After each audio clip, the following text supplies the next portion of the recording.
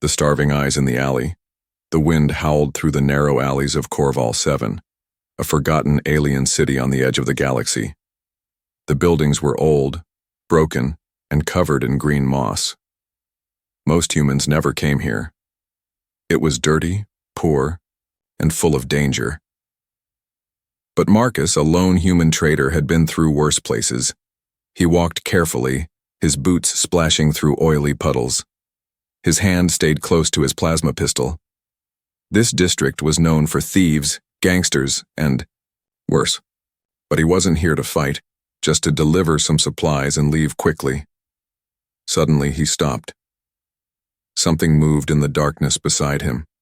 A low sound, like a whimper. He turned his head and stared into the shadows of a narrow alley. At first he saw nothing. Then, two glowing eyes appeared, small, watching. Marcus reached for his weapon, but he didn't pull it out yet. From the shadows, a small figure stepped forward. A child, thin, shaking. Her skin was light purple, her eyes large and sad. She wore only a torn cloth around her shoulders. Her ribs were showing. She looked weak. Behind her, two more children stepped out. All three were alien children, very young and very hungry. Marcus's eyes narrowed. What are you doing here?" The children didn't answer. They just looked at him with quiet fear. Then a soft voice came from the deeper shadows. "Please, don't hurt them." A tall figure appeared behind the children. A woman. She was alien too, but unlike the children, she was strong. Though her body was bruised and her clothes were torn armor pieces that didn't fit right anymore. Her long black hair fell over her face. Her skin was pale blue, marked with old scars. Her eyes held both fire and sorrow. She stepped forward and bowed her head.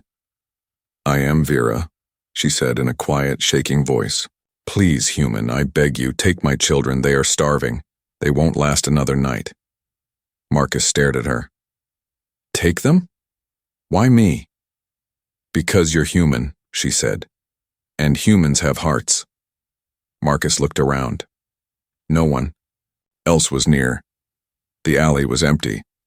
Rain started to fall, cold and sharp. He took a step back. "I'm not here to adopt anyone. I'm just passing through." Vera didn't move. Her shoulders were stiff. "Then take me too." "What?" "Take me with them. Be our protector, or our master, or whatever you want." Her voice cracked. "Just don't leave us here to die." The words hit Marcus like a punch. He had seen desperate aliens before, but never a mother offering herself and her children to a stranger. He looked at the children again. One of them, the smallest boy, held onto his sister's hand. His lips were blue. He was barely standing. "Where's their father?" Marcus asked. Vera's eyes turned cold. "Dead. Branded as a traitor. We have no family, no clan, no food, no shelter. I've begged everyone, but no one helps a widow of a fallen warrior." Marcus's heart pounded. He could walk away. He could pretend he never saw them. That would be easy. But the look in the little girl's eyes, it reminded him of his sister back on Earth before the war took everything. He sighed. "My ship isn't far." Vera looked up fast. "You'll take us?" "I didn't say that," he replied, "but I can give you food and a place to rest." She nodded quickly. "Thank you. Thank you, human. We will not be a burden. I swear." "Don't thank me yet," Marcus muttered. "This city doesn't like humans either. We have to move fast." He reached out and gently picked up the smallest child. The boy was light as a feather. The other children followed, holding their mother's hands. Vera looked back at the alley once. Her old home. Her prison. Her shame. Then she turned away. As they walked, Marcus kept thinking, why would a proud alien warrior beg like that? Why him? Why now? And deep inside, a new fear began to grow. This was no normal woman, no normal family. Something was coming, something big, and he had just stepped into it. The widow's shame Marcus led them quietly through the back streets of Corval 7.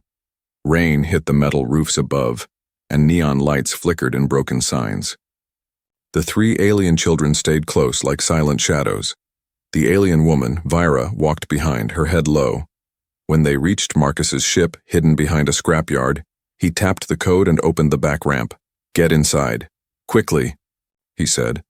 Inside the cargo bay it was warmer. Dry. The children looked around with wide eyes. One girl touched a soft blanket like it was treasure. Marcus tossed a food pack to each of them. They didn't even wait.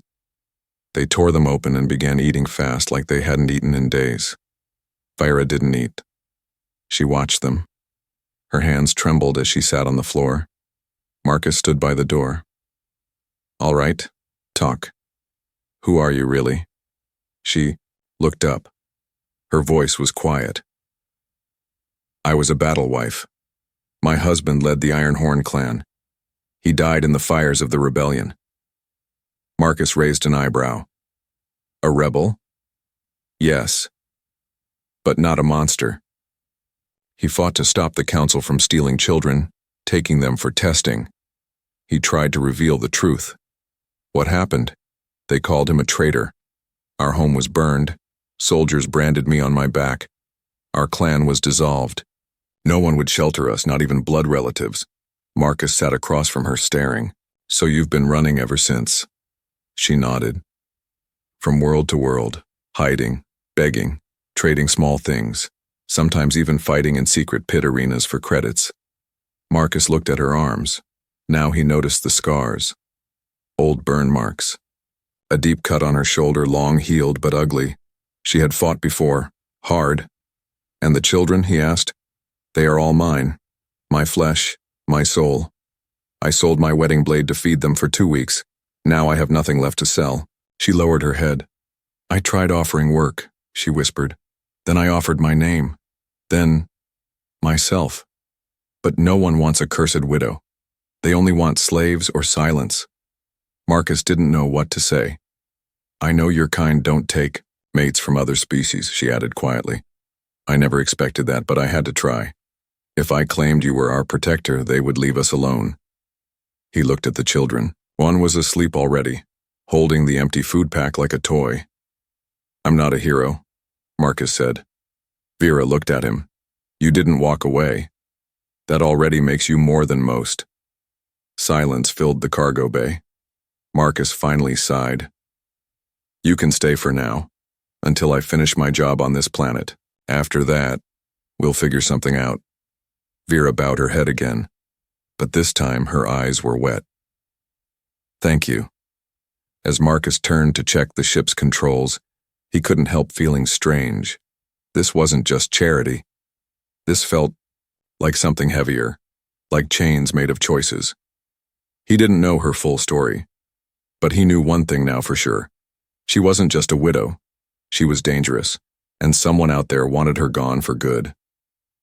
A dangerous offer. Marcus couldn't sleep. He sat in the pilot's chair of his ship, staring out at the rain pouring down on Corval 7's dirty landing bay. The city never truly slept. Sirens screamed in the distance, and flashes of light from random energy blasts reflected off the windows. Behind him, in the cargo hold, the alien children were finally resting. 2 slept close to each other, sharing a warm blanket. The third, the youngest boy, kept mumbling something in his sleep. His mother sat beside them, silently watching. Marcus rubbed his eyes. Something about this felt wrong. Not the kids, not even Vera. It was the silence. The kind of silence that hides a storm. Suddenly, his ship's sensors blinked. A red dot on the screen, then another. He narrowed his eyes. Motion alert. Rear corridor. 3 signatures. He grabbed his blaster. Footsteps echoed outside. Slow, heavy, measured. Then came a low, scratchy voice. "Human traitor. You're harboring fugitives. Step out, and no one has to die." Marcus froze. How the hell did they find me so fast? He muttered. He turned back and sprinted into the cargo bay. "Get up, now," he whispered sharply. "Vera, we've got company, armed." She stood without a word, her hands already forming fists. Stay with the kids, Marcus said. No, she replied calmly. You'll need me. Before he could argue, the ship shook. Boom! Someone had thrown an explosive at the rear hatch.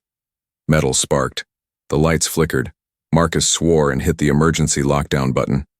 The ship sealed itself, but not for long. He turned to Vera. They want you. She gave a bitter smile. No. They want the secret my husband died for. What secret? Before she could answer, a blast door blew open. 3 aliens in black armor stormed inside with shock rifles. They aimed at Marcus. Stand down, human, one barked. This doesn't concern you. Marcus shot first. His plasma bolt hit the leader square in the chest, sending him flying back. The other 2 fired, but Vera leapt forward like lightning. She grabbed a steel rod from the floor and slammed it into one attacker's neck. The third tried to run. Vera tackled him, snarling like a beast. Her fists were fast and brutal. In seconds, he lay motionless. Marcus stared, stunned. You're not just a widow. She wiped blood from her cheek. No. I was a shadow guard before I became a wife. What the hell is that? She looked him in the eyes. Assassins. Elite. We were trained to kill without making noise. Marcus stood in silence.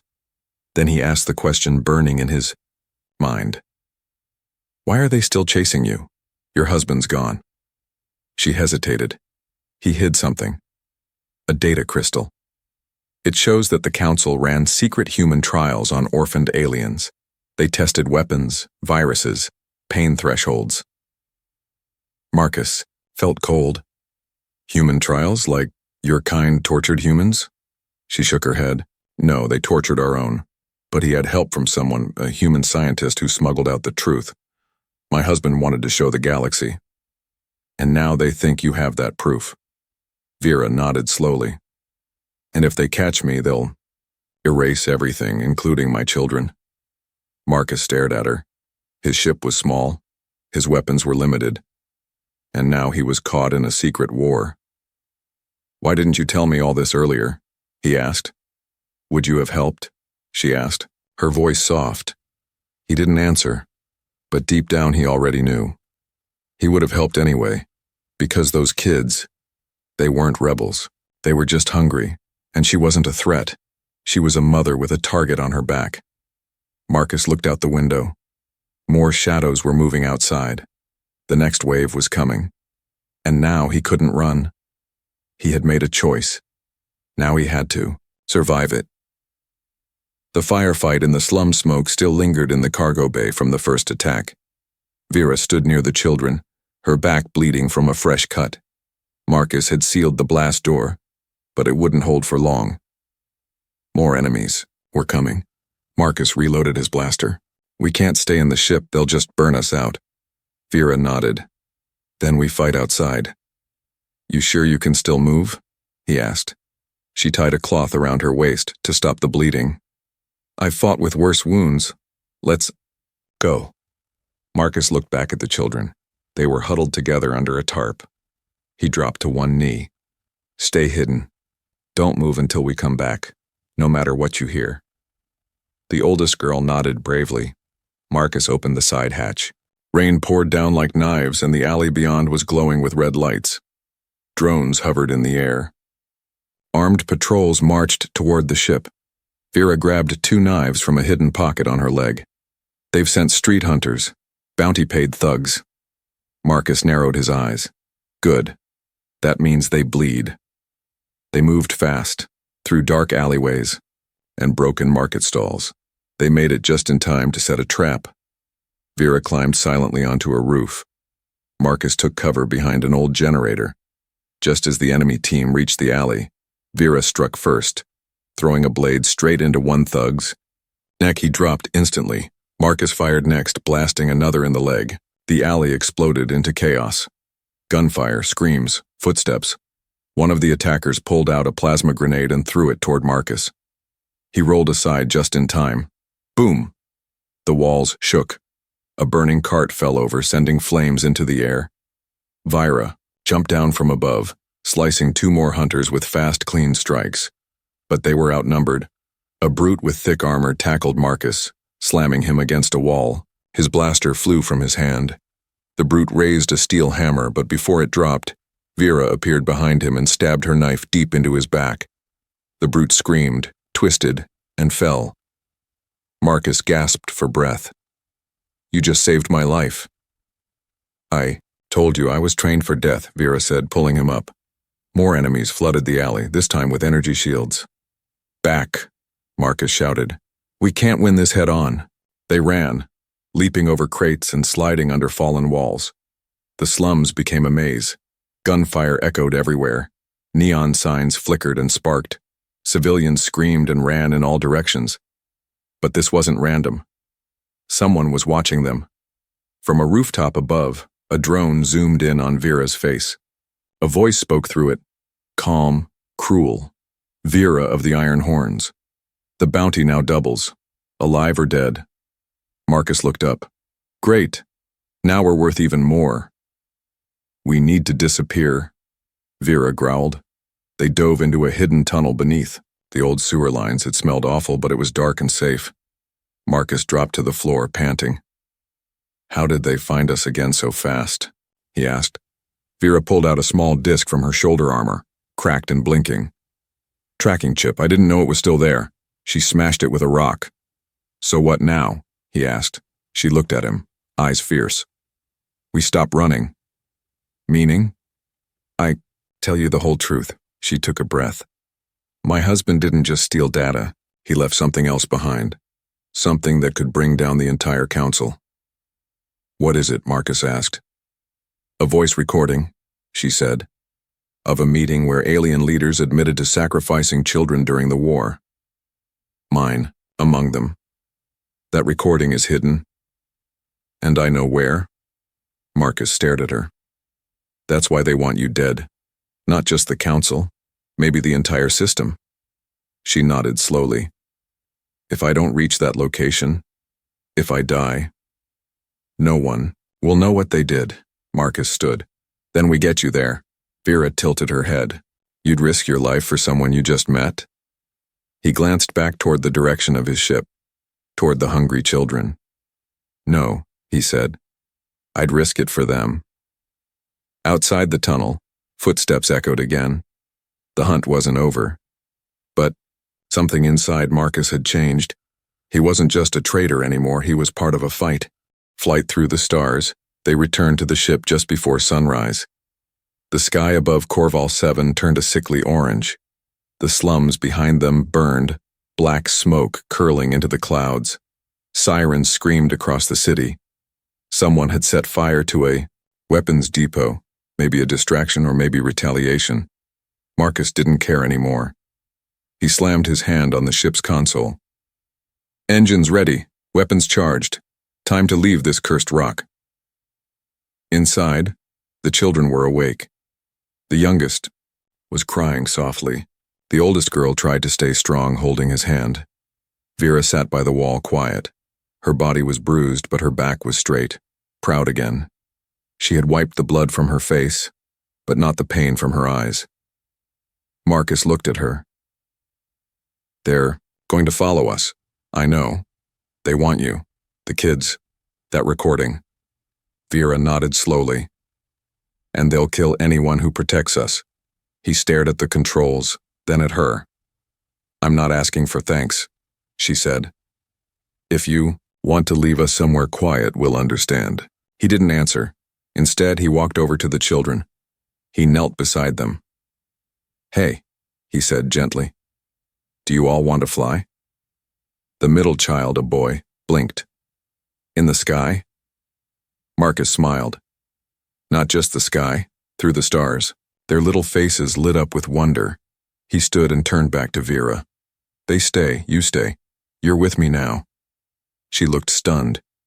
"You accept us?" "I'm not doing this because of guilt," Marcus said. "I'm doing this because I choose to. That makes it real." Vera stood slowly. Then, "If we are to survive, there is one way." She walked to a hidden compartment in her armor. From it, she pulled a small band, a metal ring engraved with alien symbols. She held it out. What's this? Marcus asked. A clan token, she said. If I give this to you in public, it means I've claimed you as my mate. In our culture, no one can touch a woman or her children once she's bonded to a mate, especially if that mate is a foreigner. It's an old warrior rule, still honored by even the cruelest killers. Marcus stared at the token. And if I accept it, he asked, they'll stop hunting us for now, at least openly. He looked at the children again. So small, so hopeful, so hungry. He took the token from her hand. Vera said nothing, but her eyes filled with quiet emotion. It wasn't romance. It was something deeper. Trust, survival, a silent promise. Marcus placed the token around his neck. Then let's make it official. He walked to the control panel and flipped the launch switches. The ship rumbled, then roared. The landing bay wall shook as the vessel lifted into the air. Outside, soldiers scrambled to block the takeoff, but it was too late. The ship shot into the sky like a meteor. Within seconds, they were breaking through the planet's atmosphere. The blue clouds fell away. Stars spread out before them like diamonds. Marcus opened the ship's intercom. To all passengers, welcome to your new life. The children laughed, even Vera smiled. But as they passed through the black void of space, Marcus turned to her once more. Where's the location? Where's the truth your husband hid? She reached into her chest armor and pulled out a worn data crystal. It's locked. We need a code to open it, and that code is hidden on a world far from here. A desert moon, where my husband once trained. Marcus nodded. He pushed the engine throttle forward. The stars blurred into streaks as they entered faster than light travel.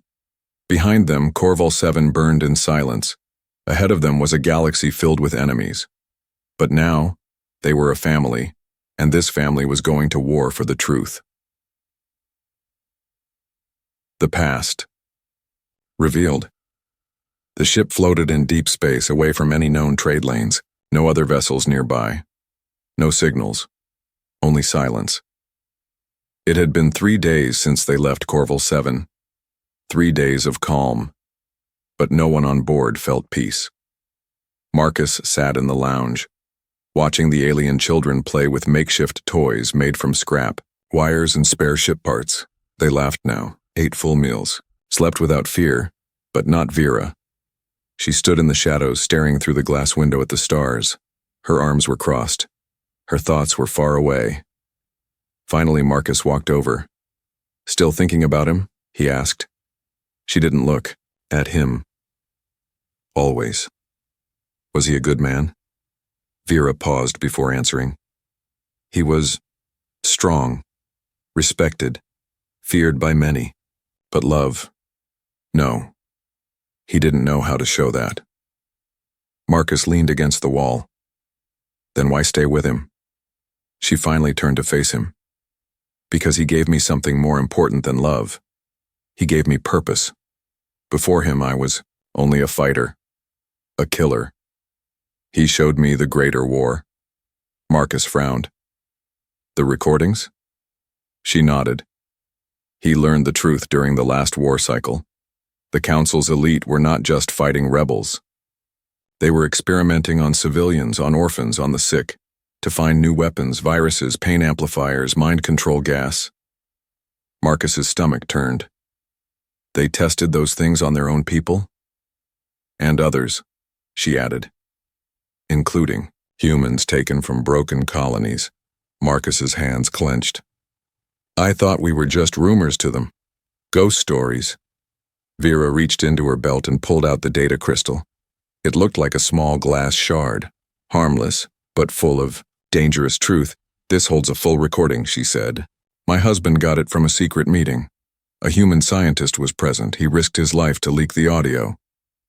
Why hasn't it been released yet? Because the encryption is locked, she replied.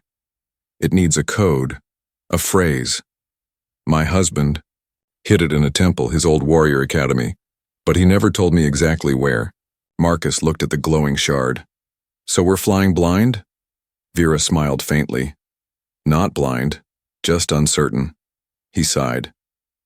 We've already survived bounty hunters, burning slums, and drones. What's one ancient ruin? She walked over and placed the crystal in his hand. This truth cost him his life, it might cost me mine. But if you carry it, they might hesitate. No one wants to kill a human who holds proof. He stared at her. You trust me that much? I gave you my clan's mark. My children call you father. What more trust do I have left to give? The room fell silent. Then came a voice from the hallway. Mom, said the oldest daughter, there's something wrong with the little one. Vera rushed past Marcus and ran into the sleeping quarters. The youngest child was lying down, sweating, his eyes half open, his skin pale. Marcus came in behind her. Is it a virus? Vera's voice shook. No, it's from the experiments. They exposed him to something long ago. It never fully healed. Marcus's heart raced. You never told me he was sick. She pressed her hand to her son's forehead. I didn't want pity. I wanted survival. The boy opened his mouth, barely able to speak. Papa hurts. Marcus froze. That word, Papa, burned into his chest. Vera whispered something in her language and hugged the boy close. Marcus stood by the door, helpless. This wasn't just about fighting the system anymore. It was about saving a child who had no future unless the truth came out. He left the room and went back to the control panel. Ship, scan for the desert moon called Terran 6, he ordered. A beep responded. Terran 6 located, ancient ruins detected, atmospheric entry possible. Marcus looked at the stars ahead. If the key was there, they would find it, and if anyone stood in the way, they'd burn the truth into the galaxy. The final stand and a new family. The stars above Terran 6 looked peaceful, like a silent sea of lights. But Marcus knew what waited below. The ship shook as it broke through the desert moon's thin atmosphere. The sand below stretched for miles, orange, dry and empty, with jagged rocks like broken teeth. In the distance, a massive stone temple stood buried halfway in the dunes. Old, forgotten, dangerous. Vera sat beside him in the cockpit. Her hands were tight around her knees. She hadn't spoken much since her youngest son collapsed 2 nights ago. He still slept, barely breathing. The sickness from the council's experiments was spreading. They were running out of time. Marcus landed the ship on a ridge above the ruins. He powered down the engines. Do you remember where the key is? He asked her. She nodded. There's a chamber below the temple. It's called the Vault of Dust. Only warriors were allowed there. Then let's find it. Fast. They left, the children in the ship with the oldest girl in charge. Marcus gave her a stun blaster just in case. He looked her in the eyes and said, Protect your brothers. Don't open the door for anyone but us. She nodded with the bravery of someone twice her age. The temple was cold and silent inside. They stepped carefully through the cracked hallways. Ancient symbols lined the walls, stories of old battles, fallen champions, and oaths of silence. Vera moved slowly, her steps soft, her fingers brushing along the carvings. This is where I trained as a girl, she said, before I became someone's wife, before I became a fugitive. Marcus held a flashlight high. Do you know what the code is? I know one thing, she whispered. My husband said, the truth is written in pain. I think the code is hidden in the names of the fallen warriors. They reached the Vault of Dust, a giant metal door, covered in sand and rust. A single screen blinked on its side, still powered after all these years. It asked for a code. Vera stepped forward and typed the names of 3 warriors, her husband's closest brothers in arms. The screen blinked. Access granted. The door slid, opened slowly, groaning with age. Inside the vault there was no gold, no treasure, just a pedestal, and a small black cube glowing with faint blue light. Vyra walked toward it. This is it, she said. The voice recording, the full truth, every secret meeting, every test, every death. Marcus reached out and picked it up. The moment his hand touched it, A message played automatically. A voice, calm, cold, official, echoed through the room. Project Ashdawn entered final testing phase. Subjects: 50 alien children, 25 human colonists, and 12 hybrids. Results: total mental collapse in 87%. Survivors eliminated to hide traces. Marcus's stomach twisted. Another voice came next, whispering, scared. If anyone finds this, tell them we tried to stop it. They killed my son. They burned everything. I hid the files here. I'm sorry, Vera. I love you. It was her husband's voice. Vira fell to her knees. Her hand covered her mouth. Tears ran down her face, silent and raw. Marcus placed a hand on her shoulder. We have to share this with the galaxy, he said softly. But then, boom. The ground shook. Outside, engines roared. From the temple doorway, a voice called out, I told you we would find you, widow. Marcus turned fast. A tall figure in crimson armor stood at the door. Behind him, 10 soldiers with energy rifles. Vera stood slowly.